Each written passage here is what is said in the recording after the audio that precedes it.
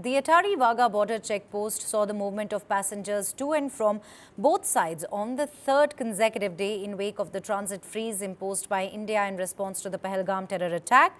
Pakistani nationals went back home while Indian nationals who had travelled to Pakistan on valid visas returned.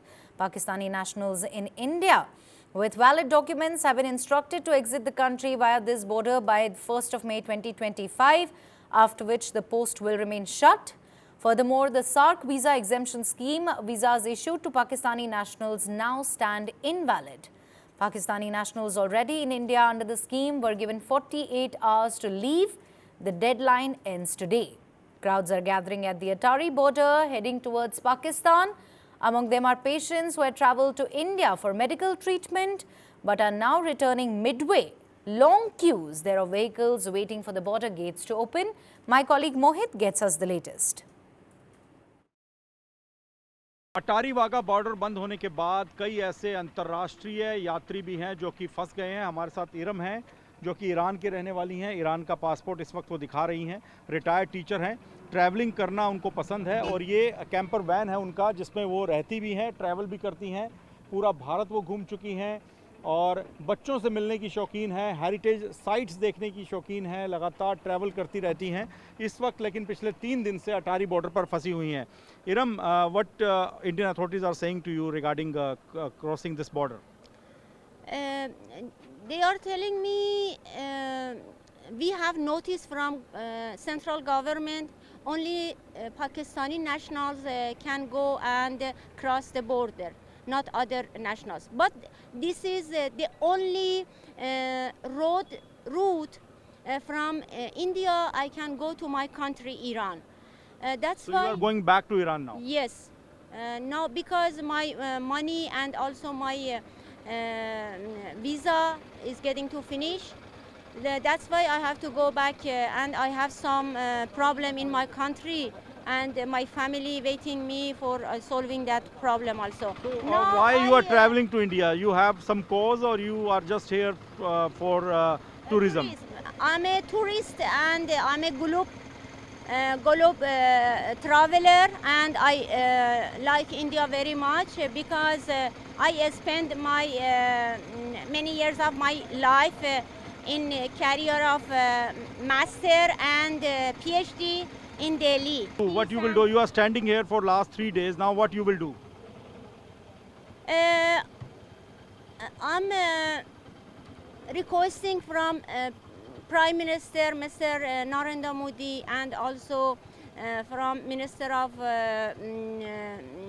External Affairs. Home Affairs, yes. Please give permission because for Iranian national also they came by vehicle. So we can cross the border. And this is the only road route which connects India to Pakistan. Yes. This is the only road route and my visa is also... You have Pakistani visa with you? Yes, I have also Pakistani visa. तो इरम देखिए पिछले 3 दिन से यहाँ पर फंसी हुई हैं। ईरान का वीज़ा है, ये कैंपर वैन ही उनका घर है क्योंकि इस पर वो ट्रैवल करती हैं। सोलो ट्रैवलर हैं, अकेले ही ट्रैवल करती हैं और इनको पसंद है ट्रैवलिंग करना। अब वो सीधे तौर पे कह रही हैं कि ईरान का पासपोर्ट उनके पास है, पाकिस्तान का वीज़ा है, भारत का वीज़ा है, लेकिन उनको अटारी बॉर्डर से आगे जाने की परमिशन नहीं दी जा रही। उनके पास पैसा ख़त्म हो रहा है, उनकी फैमिली उनका वेट कर रही है।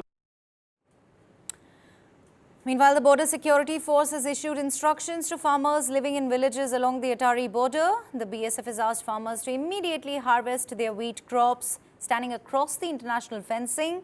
Farmers have also been advised to remove any leftover crop residues meant for animal fodder without delay. Take a look at this detailed report as my colleague Mohit gets us the latest. हम इस वक्त Attari Wagah border के नज़दीक पंजाब के रोडावाला खुर्द गांव में मौजूद हैं। यहां पर बीएसएफ के द्वारा किसानों को कहा गया है कि जिनकी ज़मीन फेंसिंग के दूसरी तरफ है वो अगले 2 दिन के अंदर अगर उन्होंने गेहूं की फसल नहीं काटी है तो उसको काट लें और गेहूं की फसल काटने के बाद जो हिस्सा बच जाता है जिसका इस्तेमाल पंजाब में किसान पशुओं के चारे के लिए करते हैं उसको भी जल्द से जल्द हटाने के लिए कहा गया है। नहीं तो 2 दिन बाद गेट बंद करने की बात कही गई है कि जो गेट बने हुए हैं इंटरनेशनल फेंसिंग पर जहां से पंजाब के किसान दूसरी तरफ जाते हैं खेती करते हैं गेटों को अगले 2 दिन के बाद पूरी तरह से बंद कर दिया जाएगा, ये बीएसएफ के द्वारा कहा गया है। हमारे साथ रोडावाला खुर्द गांव के किसान मौजूद हैं और सरपंच मौजूद हैं। आप मुझे अपना नाम बताएं। सर मैं सरपंच तरसेम सिंह। तरसेम सिंह जी, क्या बीएसएफ की तरफ से आपको क्या जानकारी दी गई है, क्या निर्देश दिया गया है? बीएसएफ के साथ हम हमेशा ही खड़े रहते हैं तो खड़े भी रहेंगे, लेकिन उन्होंने कल का बताया हनू कि ऊपर से आदेश आए आ भी 1-2 दिन में अपनी जो फसल कटने वाली है काट लो, जो पशुओं के द्वारा चारा बनाना वाला है बना लो, 2 दिन गेट खुला रहेगा, बाद में गेट सील कर दिया जाएगा। तो अभी फिर आप अगले 2 दिन में सब हटा लेंगे वहाँ से? हाँ जी सर, पूरी कोशिश कर रहे हैं भी ज़्यादा से ज़्यादा रीपर ट्रैक्टर कल के ही ना करा रहे हैं जल्दी से जल्दी।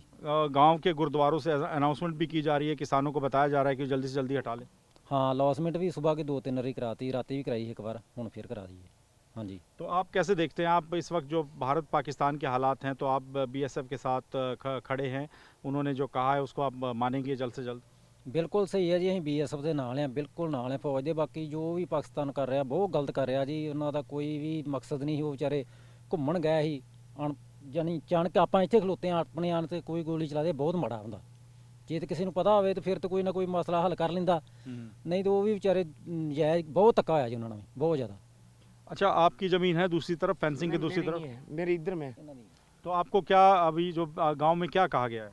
गांव में यही बात है भी ਇਹੀ ਇਕੱਠੇ ਹੋ ਕੇ ਗੱਲ ਕਰਨ ਰਹੇ ਆ ਵੀ ਸਾਡਾ ਜਿਹੜਾ ਵੀ ਆ ਕੋਈ ਵੀ ਕੰਮ ਵਾ ਜਿਹੜਾ ਵੀ ਤਰੀਕੇ ਨਾਲ ਹੋਣਾ ਚਾਹੀਦਾ।